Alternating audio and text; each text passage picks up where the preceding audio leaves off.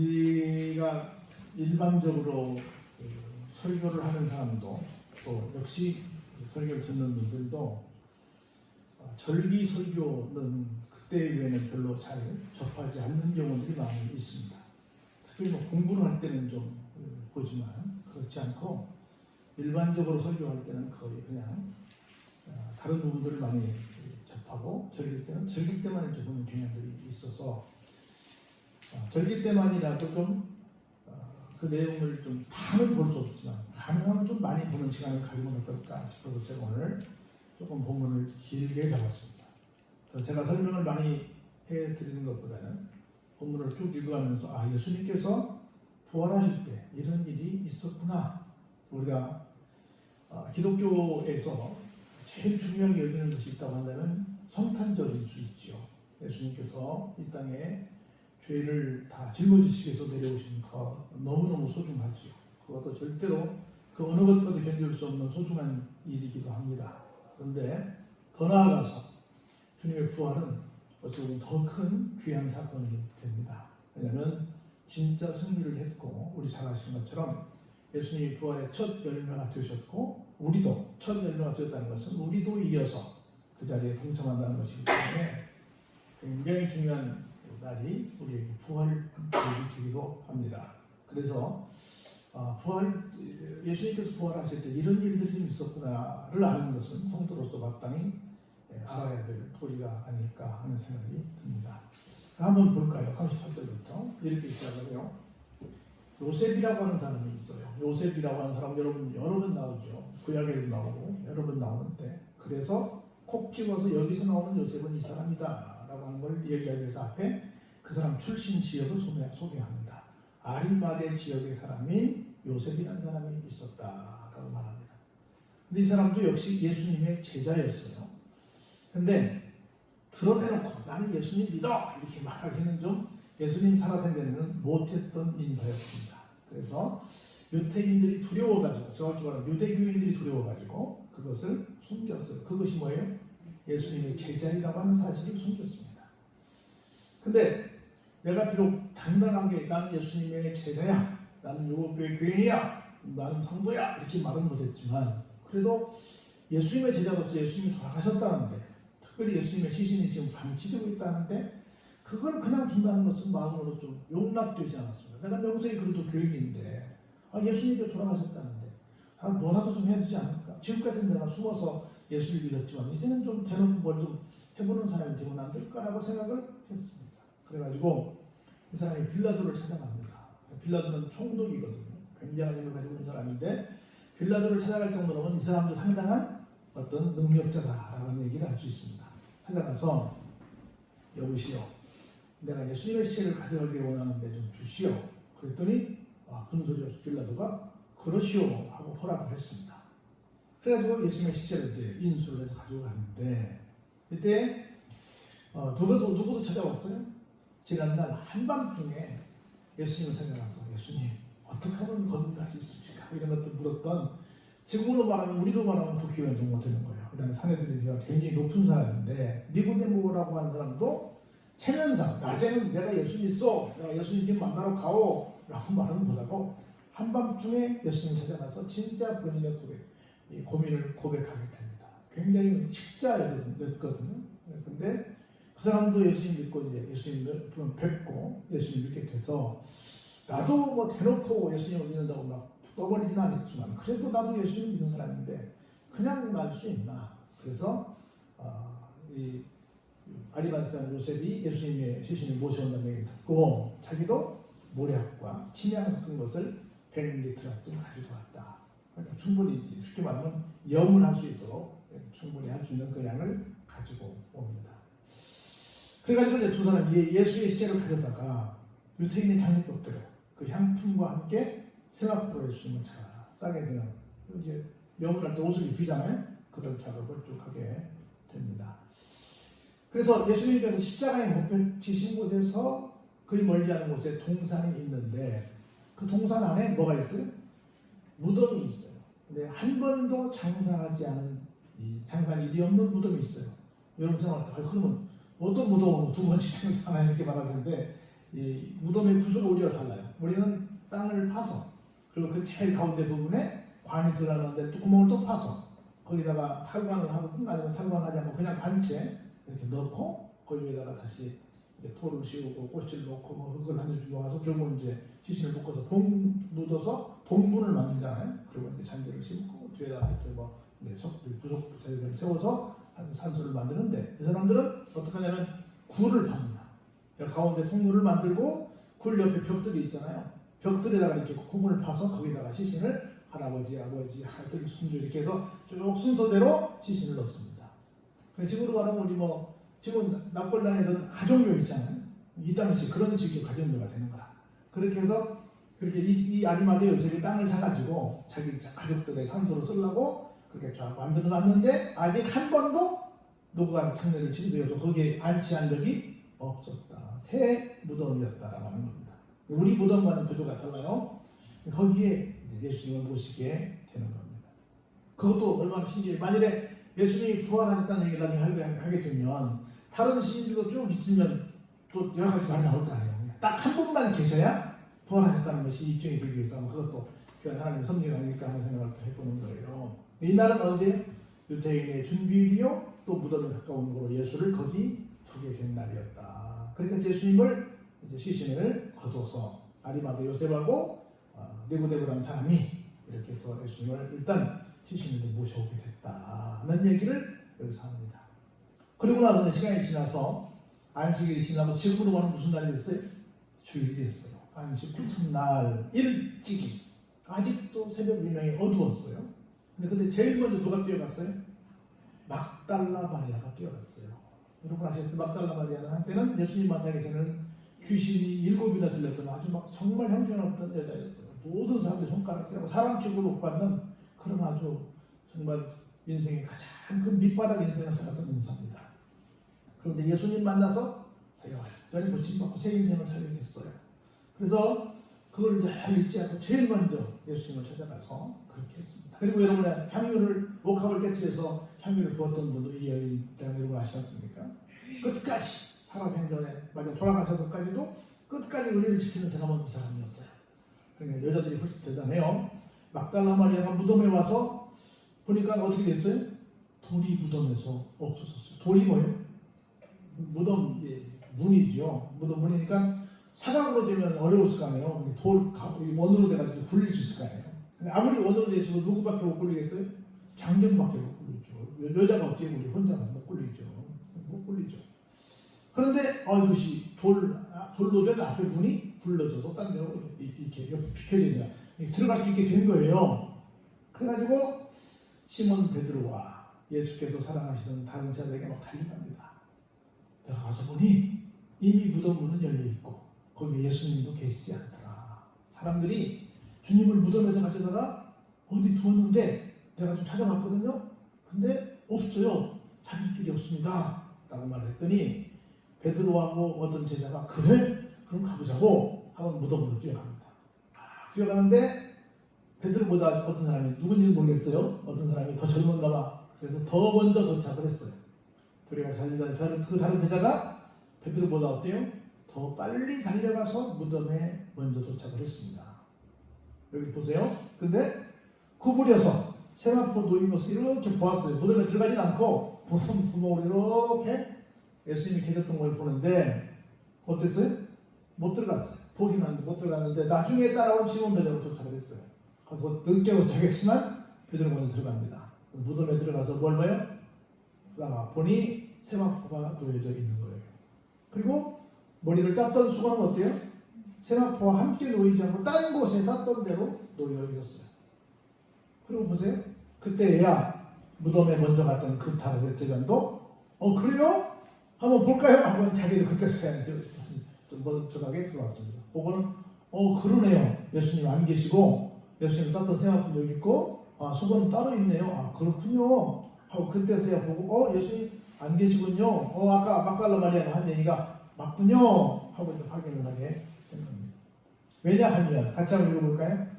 그들은 성경에 그가 죽은 자 가운데서 다시 살아나야 하리라 하신 말씀은 아직 알지 못하다. 정확히 말하면 예수님이 말씀 많이 하셨죠. 근데 뭐 하긴 뭐라고 있는 거예요? 아직은 믿지 못하는 거죠. 설마 예수님 그렇게 말씀하셨어도 뭐 그러시고 설마 뭐 안 그러겠지 하고 아직은 이게 무슨 일이지? 이 상황이 뭐야? 하고는 고개를 갸우뚱하면서 두 자녀가 어디에요? 제자가 자기들의 집으로 돌아가는 데까지 말씀을 봅니다. 그런데 보세요. 또 누구는 막달라 마리아는 다른 베드로도 수제자고 하는 베드로도 가버리고 다른 데로 가버리는데 누구는 막달라 마리아는 안 갑니다. 끝까지 포기하지 않습니다. 무덤 밖에서도 어때요? 울고 있어요. 아이고 우리 예수님 어디 가셨을까? 누가 어디다 치웠을까? 그러면서 울면서 다시 설마 아까 내가 잘못 본 건 아닌가? 베드로나 다른 제자도 잘못 본 건 아닌가? 또 들어가서 봅니다. 어디 계신가? 우리 주님 어디 계신가? 하고 울면서 계속 찾고 있습니다. 주님 어디 계세요? 어디 계세요? 찾고 있습니다. 근데 갑자기 아까는 안 보였던 풍경이 보입니다. 누가요? 흰옷 입은 두 천사가 예수님이 시체 비었던 곳에 한 사람은 어디에? 머리편에, 한 사람은 발편에 앉아있는 거예요. 성도들이 묻습니다. 여자여 어찌하여 우느냐? 그래서 이렇게 대답합니다. 사람들이 내 주님을 옮겨다가 어디 두었는지 내가 알지 못해서 답답해서 안타까워서 울고 있습니다. 아직까지도 뭘 믿지 못하고 있어요? 설마 예수님이 부활하셔서 스스로 자기 발로 가셨으리라고 그럴 일은 없고 누군가가 들어서 어디다가 옮겼을 거야. 빨리 좀 내놓으라고 그러고 있는 거예요. 이 말을 하고 또 한 번 뒤로 돌이켜서 이렇게 두리번두리번드는데 거기에 누가 계세요? 예수님이 계세요. 근데 알아봐요? 못 알아봐요? 설마 예수님이 부활하셔서 서 계시겠어? 딴 사람이겠지. 누군 줄 알았어요? 예수께서 이르시되 무슨 말씀하십니다. 여자여 어찌하여 울며 누구를 찾고 있냐 묻습니다. 분명히 누구 목소리? 예수님 목소리야. 근데 설마 예수님이시야. 예수님일 리가 없다라고 생각합니다. 누구로 생각했어요? 그 산을 지키는 동산지기로 생각했어요. 그래 동산지기인 줄 알고 예수님한테 이제 무슨 말 이렇게 주문합니다. 주여 여기 이 땅의 주인 양반이요. 당신이 움격받은 어디 두었는지 내게 알려주세요. 그러면 내가 가져가겠습니다. 계속 지금 옆에서 선사가 말해도 그리고 직접 예수님 말씀하셔도 안 믿고 계속 절대 예수님 살아나셨을 리 없어 라고도 말하는 거예요. 그러니까 예수께서 마리아야 하시는을 그때서 두 번째 듣고 나서 진짜 예수님이시네 하고 히브리 말로 뭐라고 불렀어요? 라보니라고 불렀어요. 라보니는 우리말로 무슨 뜻이에요? 선생님이라는 뜻이에요. 그때서야 예수님이시구나 하고는 발견을 하게 됩니다. 그 발견하면 어떻게 하라고요? 와라 안기려고 달아들었겠죠. 예수님을 잡으려고 달아들었습니다. 그때 예수님이 뭐라고 말씀하세요? 나를 붙들지 말라. 내가 아직 어디로? 아버지께로 올라가지 않았다. 그러니 너는 내 형제들에게 가서 이르되 내가 내 아버지 곧 너희 아버지 내 하나님 곧 너희 하나님께로 올라간다 하라 하시니 뭐 하신다? 승천하신다. 곧 부활 승천하실 거니까 그것을 어떻게 해요? 형제들에게 가서 알려라. 다른 성도들에게 알려라 라고 전달을 합니다. 막달라 마리아가 가서 제자들에게 말합니다. 내가 누굴 봤다? 부활하신 우리 선생님, 우리 주님, 우리 예수님을 봤습니다 라고 말을 했습니다. 또 주께서 자기에게 이렇게 말씀하셨다라고 이랬습니다. 뭐라고요? 내가 뭐한다? 승천한다. 어디로 간다? 아버지께로 간다는 얘기 말씀도 나한테 하셨다. 내가 그냥 예수님을 뵌 것이 아니라 그 예수님 나한테 말씀도 하셨다. 뭐라고? 여러분들에게 전달하라고. 뭐라고? 아버지께 내가 간다고. 다시 말해서 승천하신다고 하는 얘기를 전달했습니다. 그러고 나서 이제 안식 후 첫날 저녁에 이제 새벽에 일어났던 일이에요. 저녁이 됐습니다. 저녁이 됐는데 제자들은 어떻게 해요? 예수님이 부활하셨다는 소식을 들었어요. 그럼에도 불구하고 유태인들을 어때요? 여전히 두려워하고 있습니다. 그래가지고 자기들이 그래도 어디 갈 수는 없고 같이 모여 있어요. 예수님 진짜 돌아가셨을까? 진짜 마리아가 말하는 것처럼 부활하셨을까? 진짜 마리아가 말하는 것처럼 그렇게 승천하셨다고 말씀을 하셨을까? 이런저런 얘기하면서 지난날 추억도 얘기하면서 집에 못 가고 거기 있으면서 계속 어떻게 하고 있어요? 눈을 꽁꽁 걸어 잠그고 숨어서 거기서 이랬을까 저랬을까 얘기를 계속하고 있습니다. 근데 갑자기 문을 꼭꼭 걸어 잠갔는데 누가 들어오셨어요? 문을 열어달라고 노크할 일도 없고 문을 열어드리는 일도 없는데 갑자기 예수님이 뿅 하고 나타나셨어요. 어디로? 그 무리들 가운데로 나타나셨어요. 그러면서 첫 번째 하신 말씀이 뭐예요? 너희에게 평강이 있을지어다. 우리 늘 하는 얘기지만 사실은 평강이 있을지어다라고 말씀하셔야 돼요. 아니면 나를 3번씩이나 부인한 이놈, 나를 배반한 이놈, 나를 버리고 도망간 이놈들하고 이놈들 하고 이 의리가 없는 놈들하고 나무라야 되겠어요. 그런데 예수님은 그런 말씀 한 말씀도 안 하시고 첫 번째 말씀이 뭐예요? 너희에게 평강이 있을지어다 라고 인사를 건넸습니다. 그리고는 어떻게 해요? 사람들이 믿겠어요? 못 믿겠어요? 못 믿죠. 아직도 못 믿죠. 그래서 어떻게 해요? 손과 옆구리를 보이십니다. 손은 이 대못으로 박혔던 그 구멍난 손을 보였습니다. 그리고 창에 찔렸던 옆구리도 보였습니다. 그리고 막 확인을 시켜드린 거예요. 주신 거예요. 그랬더니 제자들이 그 모든 것들을 보고 어땠어요? 맞아, 진짜 예수님이시다. 진짜 예수님이 부활하셨다. 라고 하는 걸 보고 어땠다? 기뻐했다. 한번 더 부활은 기쁜 소식입니다. 기쁜 소식이에요. 기뻐했어요.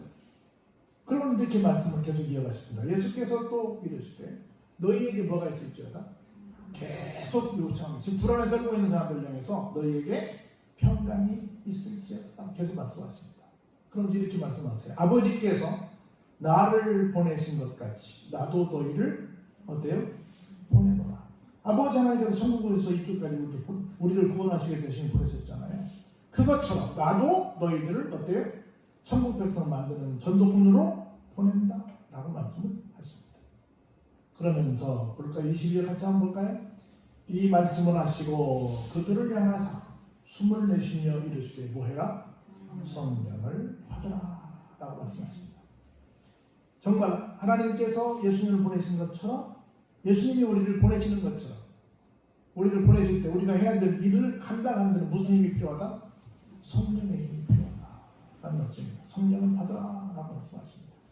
그러면서 첫 번째 예수님이 부활하신 다음에 해주시는 말씀이 이 말씀입니다. 우리 같이 한번 예수님이 부활하신 후 막달라 마리아에게 내가 올라간다 이 말씀 말고 제자들 전체 제자 만난 자리에서 첫 번째 하신 말씀이 뭘까를 한번 생각해 보시기 바랍니다. 같이 한번 읽어보시죠. 시작. 너희가 누구의 죄든지 사하면 사하여 줄 것이요 누구의 죄든지 그대로 두면 그대로 있으리라 하십니다. 첫 번째 예수님이 부활하셔서 첫 번째 다수 앞에서 하신 말씀이 뭐예요? 다른 사람들을 용서해라. 그래야 너에게 있는 죄도 없어진다. 용서해라. 부활하신 예수님께서 첫 번째 우리에게 들려주신 말씀은 뭐였다? 용서였다. 용서. 그게 부활의 주님을 증거하는 사람들입니다. 부활의 주님을 증거한다고 그러면서 내 마음속에 막 누구를 미워하고 원망하고 불평하고 용서하지 못하고 막 계속해서 뭔가 이 걸리는 것이 있다고 한다면 부활의 주님을 만나는 것이 좀 아니라는 거죠. 부활의 주님이 첫 번째 당부한 내용이 뭐예요? 용서해라 라는 말씀을 해 주신 겁니다. 그래서 여러분들 몇 가지만 제가 정리하고 마칩니다. 예수 그리스도의 부활은 불의에 대한 정의의 승리를 우리에게 계시해 주는 말씀입니다. 불의들이 얼마나 불의한 재판을 받았어요. 그런데 예수님 정의로우시잖아요. 그걸 예수님이 이기셨습니다. 그리고 예수 그리스도의 부활은 거짓에 대한 진실한 승리를 계시합니다. 얼마나 말이 안 된다고 얘기했어요? 예수 그리스도의 부활은 미움에 대한 사랑의 승리를 계시합니다. 예수님이 십자가상에서 7가지 말씀하셨다고요. 그때 한 가지가 뭐예요? 저들을 용서해 주세요. 저들이 하는 짓이 뭔지를 몰라서 그래요. 몰라서 그러니 용서해 주세요. 그랬습니다. 그리고 그리스도의 부활은 비진리에 대한 진리의 승리를 계시합니다.